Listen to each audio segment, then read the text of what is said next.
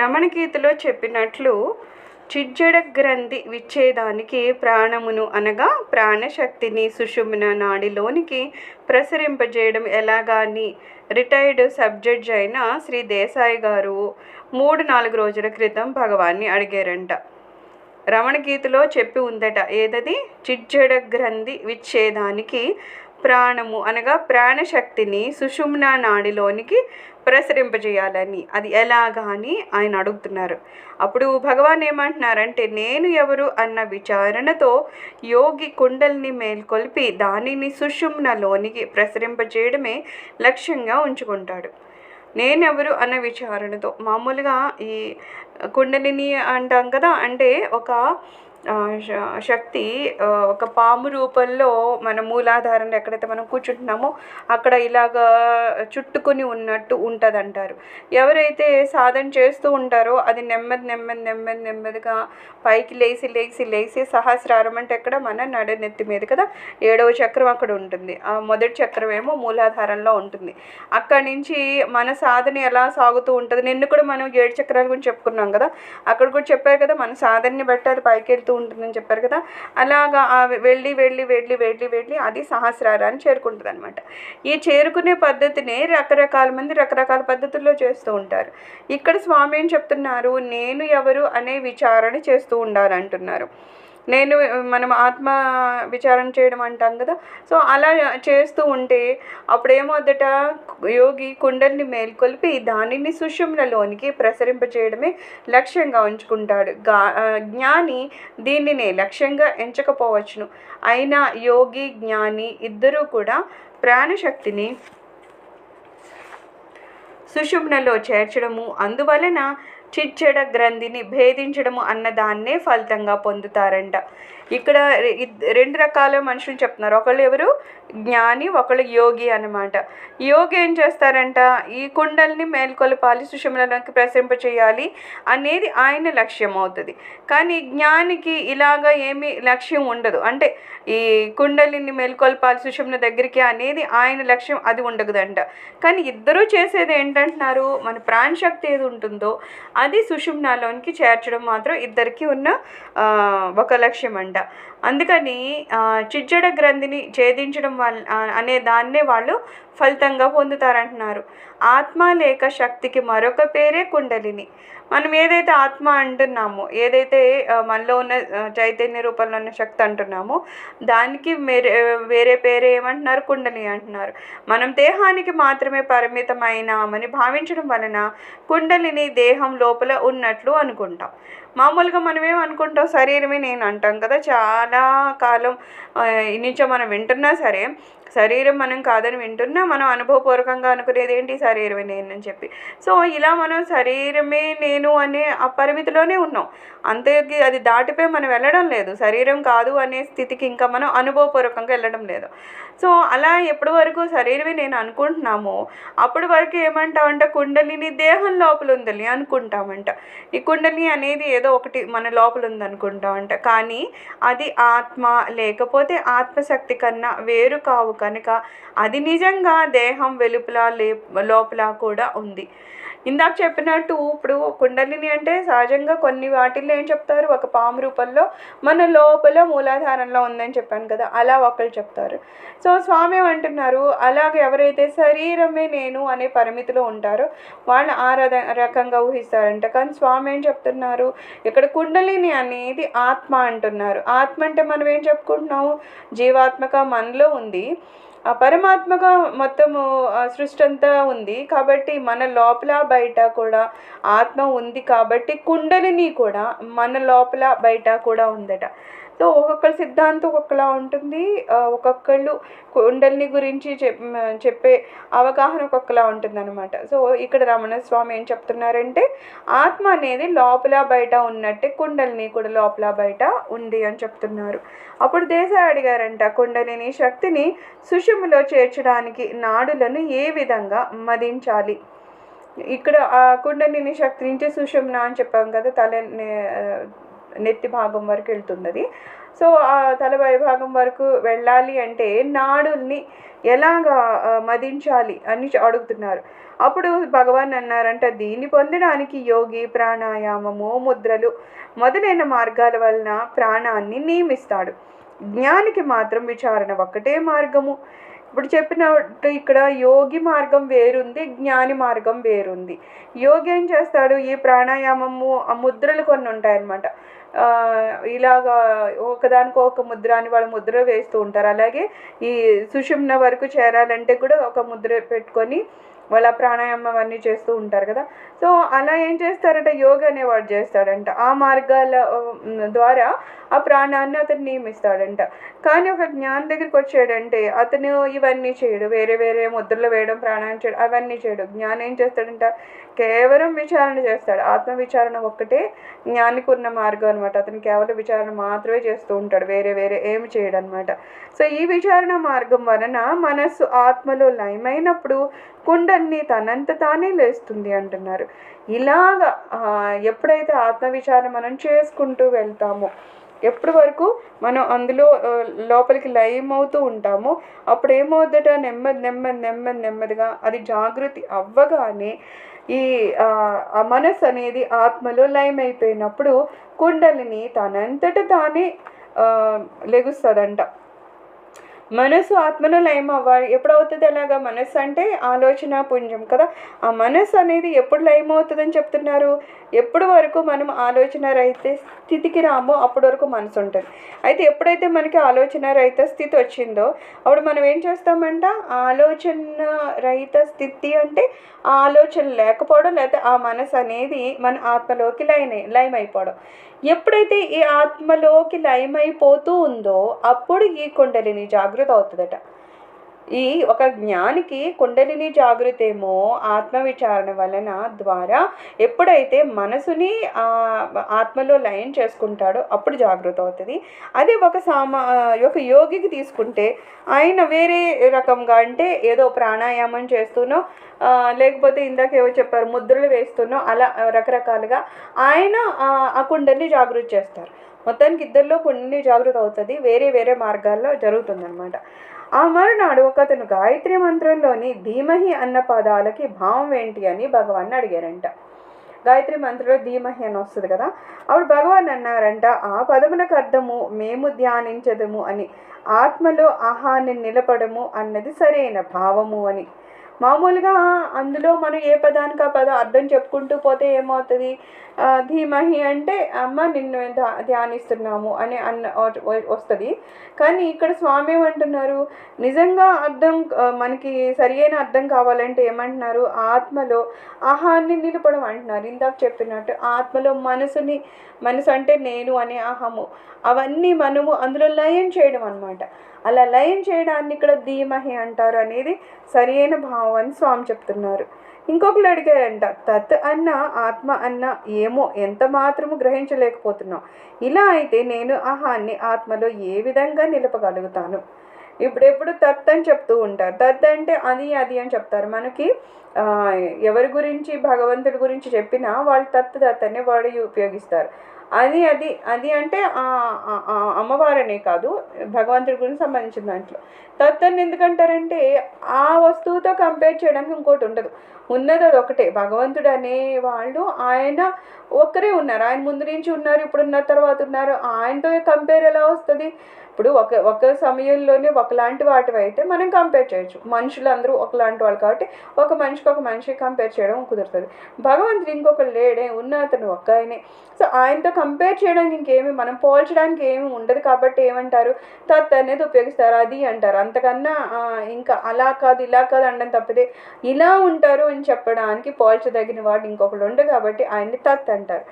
ఎప్పుడు తత్ అంటున్నారు, ఆత్మ అని అంటున్నారు, అదేంటో నాకేమో అసలు అర్థం కావట్లేదు, నేను గ్రహించలేకపోతున్నాను. మీరు చూస్తేనేమో మనసుని తీసుకెళ్ళి ఆత్మలో లయం చేయి అంటున్నారు. ఆత్మ అంటే ఏంటో నాకు తెలియనప్పుడు నేను ఎలా ఆత్మలో లయం చేస్తాను స్వామి అని అడుగుతున్నారు. అప్పుడు భగవాన్ ఏమంటున్నారు, తెలియని తత్తును ఊహించడానికి నీవెందుకు శ్రమపడాలి? నీకు బాగా తెలిసిన నేనంటే ఏంటి, దాని పుట్టుక ఎక్కడుంది, అవి తెలుసుకోవడానికి ప్రయత్నించు చాలు. అది ఏదో ఆత్మ ఎక్కడుంది ఏంటి అని అంటున్నాం కదా, అది ఏదో నీకు తెలియనప్పుడు అది దాని గురించి నీకు అవగాహన రావడం లేదు, అర్థం కావట్లేదు అంటే అర్థం కాంది అవగాహన లేనిది మన దగ్గర లేదేమో అనుకుంది, లేకపోతే మన దగ్గర ఉందా మనకి దాన్ని మనం అనుభవంలోకి తెచ్చుకోలేకపోతున్నాం. అలాంటి వాటిని గురించి ఆలోచించడం మానేసి మనకి బాగా పరిచయం అయింది ఏంటి, నేను. ఏది మాట్లాడాలన్నా నేను, నాది, నాకు సొంతము సంథింగ్ ఏదో నేను నా నా నా నా అంటున్నాం కదా, ఎప్పుడు నేను అని పట్టుకుని కూర్చుంటున్నాం కదా. ఈ నేను అనేది ఎక్కడి నుంచి వస్తుంది, అది పట్టుకో చాలు అంటున్నారు. నువ్వు ఎప్పుడు బాగా అలవాటు పడిపోయి ఒక వస్తువుని పట్టుకున్నావు, దాని గురించి నీకు బాగా అవగాహన ఉంది. కాకపోతే ఇక్కడ ఏమంటారు, అది నీకు తెలుసు కానీ అది ఎక్కడి నుంచి వచ్చిందని ఒక క్వశ్చన్ పట్టుకో. నేను అనేది అంటున్నావు సరే, అసలు ఆ నేను అనేది ఎందుకు అంటున్నావు, ఎక్కడి నుంచి వస్తుందో అవన్నీ నువ్వు ఆలోచించు అని చెప్తున్నారు. అప్పుడు అలా పట్టుకుంటే, నేను పట్టుకుంటే ఏదైతే మనకు అనుభవంలోకి రావడం లేదు, ఏది మనం పట్టుకోలేకపోతున్నామో, ఏదైతే తెలుసుకోలేకపోతున్నామో, ఏ ఆత్మ అని అంటున్నామో అక్కడికి మనం చేరుకుంటాం అనమాట. అసలు ఏదో మనం తెలిస్తే దీని గురించి ఆలోచించడం మొదలు పెడితే అక్కడికి మనం చేరుకుంటాం. మన స్వామి అంటున్నారు, నీకు తెలియని దాని గురించి అంత కష్టపడకు, నీకు తెలిసిన దాని గురించి మాత్రమే నువ్వు ఆలోచిస్తూ ఉండు, ఆటోమేటిక్గా నువ్వు అక్కడికి చేరుకుంటావు అంటున్నారు. తర్వాత ఏమంటున్నారు, ఒక ఆయన ఆధ్యాత్మిక జీవితానికి బొత్తిగా కొత్త అయిన సాధకుడు ఏం చేయాలి అని భగవాన్ అడిగారంట. అందరికీ ఆధ్యాత్మిక జీవితం పుట్టిన దగ్గర నుంచి రాదు కదా, మధ్యలో ఎక్కడో మనం స్టార్ట్ చేస్తాం. అలాగ ఎవరైతే కొత్తగా స్టార్ట్ చేశారో అప్పుడే ఇంకా ఆధ్యాత్మిక జీవితంలోకి అడుగు పెడుతున్నారు, వాళ్ళు ఏం చేయాలని అడిగినప్పుడు స్వామి ఏమన్నారంట, నువ్వు ఈ ప్రశ్న అడగడంలోనే ఏం చేయాలో నీకు తెలుస్తూనే ఉంది. నీలో శాంతిని పొందడానికి సాధన చేయాలన్న తపనను కలుగు చేస్తోంది. నా కాళ్ళు నొప్పి ఉండడం వలన ఈ మందు నేను రాస్తున్నాను కదా. మనం ఎప్పుడు మందు రాసుకుంటాము, ఏదన్నా ఒక బాధ ఉంటే దానికి ఉపశమనం కోసం మందు రాసుకుంటాం కదా. ఊరికనే ఏ నొప్పి లేదు, ఎవరైనా ఊరికనే ఏదో మందు రాసుకోవడం, ఏదో ట్యాబ్లెట్లు వేసుకుంటారా, అలా వేసుకుంటున్నాను. మనం ఎందుకు అడుగుతాం, ట్యాబ్లెట్ ఏం ట్యాబ్లెట్ వేసుకుంటున్నావు, ఎందుకు వేసుకుంటున్నావు అని అడుగుతాం. ఎందుకు వేసుకుంటున్నాడంటే అదేదో ఒకటి ఉంది, అక్కడ విషయం ఉంది కాబట్టి దాన్ని ఉపశమించాలి కాబట్టి వేసుకుంటున్నాడు. అలాగే ఆధ్యాత్మిక జీవితంలోకి ఎవరైనా వచ్చారంటే బాహ్య ప్రపంచంలో మహా సుఖ సంతోషాలు ఉండి అక్కడ మహా ఆనందంగా ఉన్నవాడు ఆధ్యాత్మిక జీవితంలోకి రాడు. అక్కడ ఏదో లోపం వస్తుంది, ఏదో అశాంతి కలుగుతుంది, అప్పుడు అతను ఎదగడం మొదలు పెడతాడు. శాంతి ఎక్కడ దొరుకుతుంది, ఈ భావ సాగరంలో ఉన్నంతసేపు అది ఏదలేకపోతున్నాను, ఎప్పుడు నేను బయటపడతాను, ఎలా బయటపడతాను, నన్ను బయటపడేసే వాళ్ళు ఎవరున్నారు, ఏ మార్గంలో వెళ్ళాలి, అప్పుడు మన శోధన మొదలవుతుంది అనమాట. అందుకని సహజంగా ఆధ్యాత్మిక జీవితంలోకి వచ్చిన వాళ్ళకి కష్టాలు ఏమిటని అంటారంటే, కష్టం ఉంది కాబట్టి అక్కడి నుంచి సుఖమైన జీవితము, లేకపోతే అసలు సుఖం అనేది లేకపోతే ఆనందం అనేది ఎక్కడ దొరుకుతుంది, ఎలా దొరుకుతుంది అని అది నెతుక్కుంటూ అతను ఆధ్యాత్మిక జీవితాన్ని స్టార్ట్ చేస్తాడు. సో స్వామి ఏమంటున్నారు, కొత్తగా నెతుకుతున్నాడంటే అర్థమైంది కదా, అతను ఎందుకు నెతుకుతున్నాడో అతనికి తెలుసు, అతను శాంతిని నెతుక్కుంటున్నాడు కాబట్టి అతను ఆ శాంతిని నెతకడానికి ఇందులో ఏం చేయాలో అవన్నీ నెమ్మదిగా అతను ఆలోచించి విచారం చేసుకుంటూ ఆ లోపలికి వెళ్తాడనమాట. అందుకని స్వామి ఏమంటున్నారు, ఎవరైతే ప్రశ్న అడగడంలోనే ఆన్సర్ ఉన్నట్టు ఎవరైతే ఆధ్యాత్మిక సాధన మొదలెట్టారో వాళ్ళకి ఆటోమేటిక్గా దాని రిజల్ట్ కూడా వస్తూ ఉంటుంది అనమాట. సాధన మొదలెట్టాలి, ముందు అసలు నడవడం స్టార్ట్ చేయాలి అంతే. అందుకేమంటారు, సత్సంగంలో కూర్చొని నీకు ఇష్టమైన లేకపోయినా సరే హరే అనో రామ అని అంటూ ఉండు. ఎంత మనం అంటూ ఉంటామో అంత మనం ఆ మార్గాన్ని కాస్త సరి అయిన దాంట్లోకి వెళ్ళగలుగుతూ ఉంటాం, ఆ మార్గము కాస్త సుగమం అయిపోతుంది. లేదు అసలు ఏదో ఒకసారి అనేసి వారానికి ఒకసారి దీపం పెట్టామండి, నెలకు ఒకసారి ఏదో గుడికి వెళ్ళాము అంటే అబ్బే ఇంకా అవ్వవు, జీవితం అయిపోతుంది, ఈ శరీరం వచ్చింది పోయింది అంతే, మనం సాధించేది ఏమీ ఉండదు. అందుకని అలా కాదు, ఎంత మనము చేయగలిగితే అంతకన్నా ఇంకా ఎక్కువ చేసేంత ప్రయత్నం మనం చేస్తే అప్పుడు ఆ ఫలితం అంతకన్నా ఎలా రావాలో అలా వస్తుంది అనమాట. అందుకని స్వామి ఏమంటారు, ఎవరైతే అది స్టార్ట్ చేస్తారో ఖచ్చితంగా ఆ మార్గంలో ముందుకు వెళ్తారనమాట.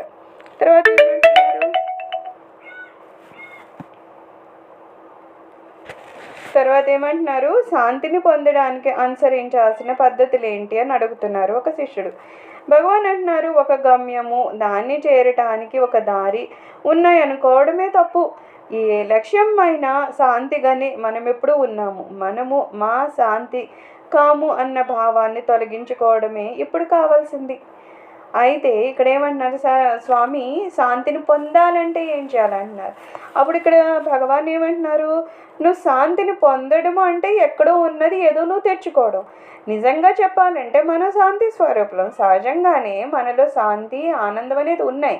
మనం చేసింది ఏంటంటే దాన్ని మర్చిపోయి ఇంకెక్కడికో వెళ్ళిపోవడం, లేకపోతే ఇంకెక్కడో నెతకడం చేస్తున్నాం. అందుకని ఏదో మనకు ఒక గమ్యం ఉంది, మనకేదో దారి ఉంది, అదేదో వెతుక్కుంటూ వెళ్ళాలి అనే ఒక ఆలోచన ఉందే, అసలు అది తప్పు అంటున్నారు. ఎందుకంటే అక్కడికి ఎక్కడికో మనం వెళ్ళక్కర్లే, అసలు ఉన్నది మనలోనే ఉంది. కేవలం అది మనం తెలుసుకోకుండా ఒక ఏదో అద్దానికి దుమ్ము పట్టేస్తే అందులో ఏం కనబడకపోతే అక్కడ ఏం లేదేమో అన్నట్టు, లేకపోతే ఉన్నది సరిగ్గా కనిపించట్లేదు కాబట్టి అదేంటి అర్థం కావట్లేదు లాగా అయిపోయింది తప్పితే నిజంగా మనలో శాంతి లేదా ఆనందం లేదా అంటే అసలు ఉన్నదంతా మనలోనే ఉంది. కాకపోతే మనము అది అక్కడ ఉందనే విషయం తెలియకనో మర్చిపోయో, లేకపోతే ఇంకా ఏవో బాహ్య ప్రపంచంకి సంబంధించిన విషయాలు కప్పేయడం వల్ల ఎక్కడో ఉందేమో నెతకడం మొదలుపెట్టాం. అందుకని ఫస్ట్ ఏమంటున్నారు, శాంతి కోసం నెతకడం కాదయ్యా. శాంతి ఎలా కావాలి అంటే కావాలని నువ్వు ఎక్కడికో వెళ్ళాలి, అక్కడికి ఎక్కడికో వెళ్తే అది గమ్యము లేకపోతే ఏదో మార్గంలో వెళ్ళాలి అని అనుకుంటున్నావు. ఫస్ట్ ఆ ఆలోచన తప్పు, అది తీసి పక్కన పెట్టు. ఎందుకంటే అది ఎక్కడో లేదు, నువ్వేదో అనుకుంటున్నావో అది నీలోనే ఉంది. కేవలం నువ్వు నీలోకి నువ్వు ఎప్పుడైతే వెళ్తావో, నేను అనే నా అహంకారాన్ని ఎప్పుడైతే నేను పక్కకు తీసి పెడతానో అప్పుడు మిగిలినది నా స్వస్వరూపం కదా, అదే శాంతి, అదే ఆనందం. కానీ ఇవి లేకుండా నేను నేను నేను అని పైన ఒక శరీరాన్ని పెట్టుకొని ఇదే నేను అనుకుని పైగా దీనికి ఒక పెద్ద అహంకారం తగిలించుకొని ఆ అహంకారంతో విర్రవీగుతూ అది ఇది అని చెప్పేసి మనమే ఆ శాంతిని కల్పించుకొని నా దగ్గర శాంతి లేదు అని మనం బాధపడుతూ వాళ్ళని వీళ్ళని అడగడం కాదు. నిజానికి ఏమంటున్నారు, అవన్నీ మనలోనే ఉన్నాయి, నువ్వు బయటకు వెళ్ళాల్సిన అవసరం లేదని చెప్తున్నారు. తర్వాత ఏమంటున్నారు, గురువు యొక్క ఉపదేశం అవసరమని అన్ని శాస్త్రాలు చెప్తున్నాయి కదా అని అడుగుతున్నారు ఒక శిష్యుడు. అప్పుడు స్వామి ఏమంటున్నారంటే, నేను ఇప్పుడు చెప్పేదాన్ని ఆ గురువు చెప్తారు, ఇప్పటికే వానిదై ఉన్న దానిని వానికి తిరిగి అందివ్వడం అసాధ్యము. ఇప్పుడే నేనేం చెప్పారు, స్వామి ఏమన్నారు, ఇప్పుడు శాంతి కావాలంటే శాంతి నీ దగ్గరే ఉందా, శాంతి కోసం బయట ఏం వెతక్కయ్యా అన్నారు. సో ఒక మనం గురువుని పట్టుకున్న గురువు గారు కూడా ఏం చెప్తారు, నువ్వు భగవంతుని ఎక్కడో నెతకక్కర్లేదు, భగవంతుడు ఆత్మరూపంలో నీలోనే ఉన్నారు, నువ్వు అంతర్ముఖం అవ్వు, బాహ్య ప్రపంచంలో వెతకడం మాని లోపలికి వెళ్ళని చెప్తారు. భగవాన్ అదే చెప్పారు. మనం ఏ గురువు గారిని పట్టుకున్నా లేకపోతే ఎన్ని రకాల పద్ధతులు ఉన్నాయి, ఏ పద్ధతిలోకి వెళ్ళినా ఆఖరికి వాళ్ళు చెప్పేది ఏంటంటే ఎక్కడో లేరు, బయట ముందు పూజలు నేర్పిస్తారు. బయట ఇన్ని రకాల పూజలు ఏంటేంటో పళ్ళు పెట్టడం, పువ్వులు పెట్టడం, అలంకారాలు ఇవి చూపిస్తారు. ఆఖరికి ఏమంటారంటే నీలో అమ్మ ఉన్నారు, నువ్వు లోపలే నీలో అమ్మకి తర్వాత పూజ చేసుకో అంటారు. ముందు బయట ఎక్కడో మూర్తుల్ని పెట్టి అక్కడ పూజలు నేర్పిస్తారు. ఆఖరికి మళ్ళీ మనలో అమ్మవారు ఉన్నారు, నీలో ఉన్న అమ్మవారిని నువ్వు పూజ చేసుకో అంటే నీకు నువ్వు పూజ చేసుకో అంటారు. అదొక పద్ధతి. అలాగే ఇప్పుడు ఇందులో ఉందంటే నువ్వు ఎప్పుడో శాంతి బయట దీన్ని ఎదుగుతుంటే అలా కాదు, లోపలికి వెళ్ళు, అంతర్ముఖం అవ్వు, ఆలోచనలు తగ్గించుకోండి. ఆటోమేటిక్గా ఆ మనసుని ఎప్పుడైతే ఆత్మలో లయం చేస్తావో అక్కడ నీ స్వస్వరూపాన్ని నువ్వు తీసుకుంటూ ఉంటాయి. అందుకని ఎన్ని రకాలైన పేర్లతో ఉన్నా సరే, ఎన్ని పద్ధతులు అవని, ఎన్ని ఆచారాలు అవని, ఎంతమంది గురువుల దగ్గరికి వెళ్ళని, వాళ్ళన్నీ చెప్పి అది ఒక రోజా లేకపోతే కొన్ని నెలల కొన్ని సంవత్సరాలైనా ఆఖరికి చెప్పేది ఏంటంటే నువ్వేమని ఎత్తుక్కుంటున్నావో అదంతా నీలో ఉంది, బయట ఎక్కడా లేదని చెప్తారు. సో స్వామి ఏమంటున్నారు, ఆల్రెడీ నీ దగ్గర ఉన్నదాన్ని ఇదిగో అయ్యా బాబు నీ దగ్గర ఉంది, నువ్వు తీసుకో అని చెప్పడం తప్పితే అంతకన్నా వేరేది ఏది ఉండదు. అలాగే ఇప్పటికీ వాంతి ఉన్నదాన్ని వానికి తిరిగి ఇవ్వడం అసాధ్యము. ఇప్పుడు నా వస్తువే నా దగ్గర ఉంది, దాన్ని ఇంకోళ్ళు ఎవరు ఎలా ఇస్తారు, నా వస్తువు నాదే కదా, దీన్ని ఎవరో మళ్ళీ ఎక్కడి నుంచి ఎలా పట్టుకొస్తారు, అది అసాధ్యం, జరిగే పనే కాదు. ఇంకోళ్ళదైతే పోనీ నాకు తీసుకొచ్చి ఇస్తారు, బాగుంది, లేదు నాదైతే నేను తీసుకెళ్ళి ఇంకోళ్ళు ఎవరికో ఇవ్వచ్చు. ఇక్కడ అలా కాదే, నాది నేనే తీసుకుంటున్నాను, నాది నా దగ్గరే ఉంది.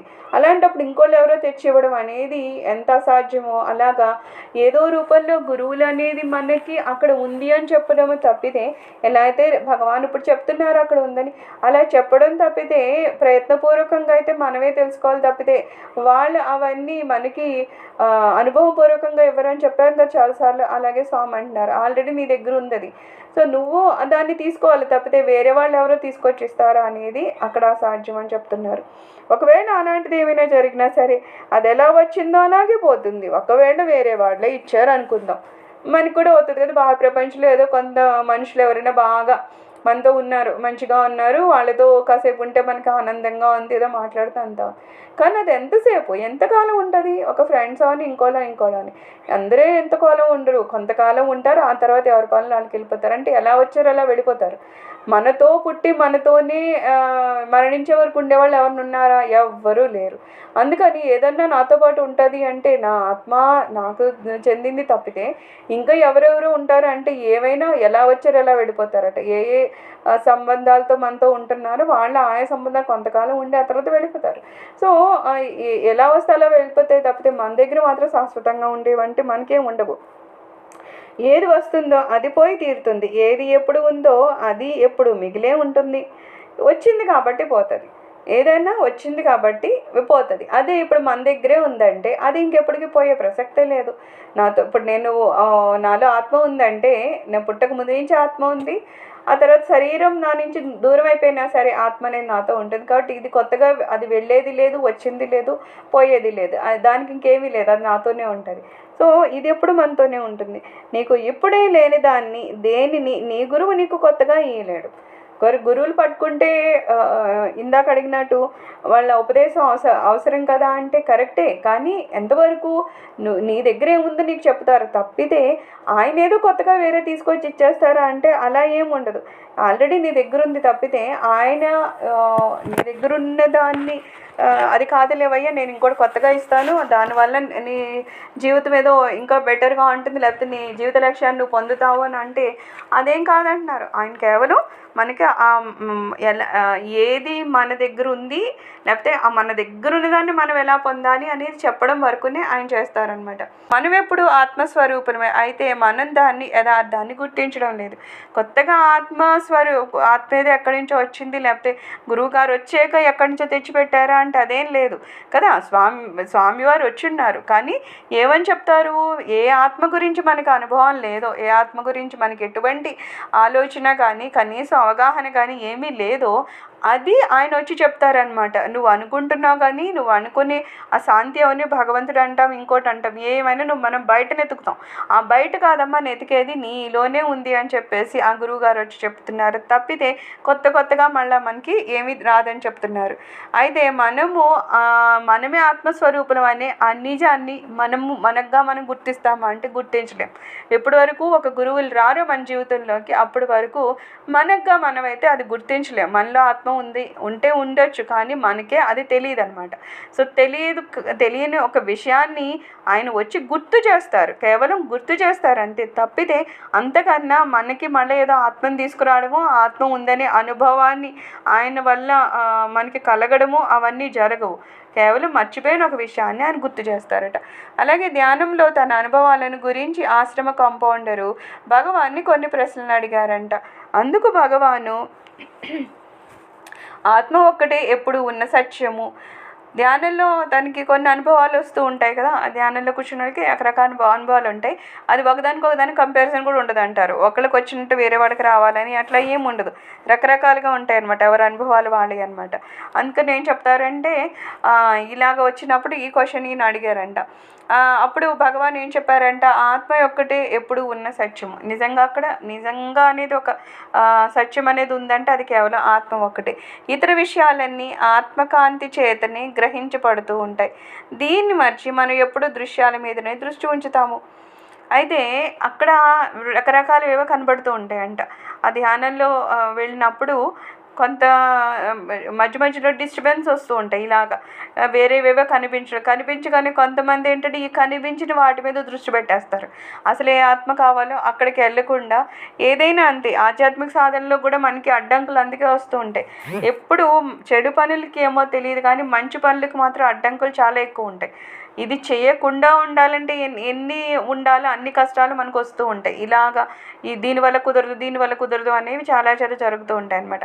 అలాగే ఏమంటున్నారు, ఎవరైతే ఆత్మ సాక్షాత్కారం లేకపోతే ఆత్మలో లయం అవుతూ వెళ్తున్నారో అక్కడ మధ్యలోకి వచ్చేసరికి ఏమవుతుంది, వేరే దృశ్యాలు కనిపిస్తూ ఉంటాయి, వేరే ఏవో చూస్తారు. అక్కడ లోపల వేరేవేవో కనిపించగానే ఇతని దృష్టి ఎక్కడికి పోతుంది, ఏ ఆత్మ అనుకుంటున్నాడో ఏ ఆలోచన రహిత స్థితికి వెళ్ళాలో అక్కడికి వదిలేసి ఈ మధ్యలో ఏవో దృశ్యాలు కనిపిస్తున్నాయి రకరకాలుగా, వాటి మీద అతని దృష్టి పోతుందన్నమాట.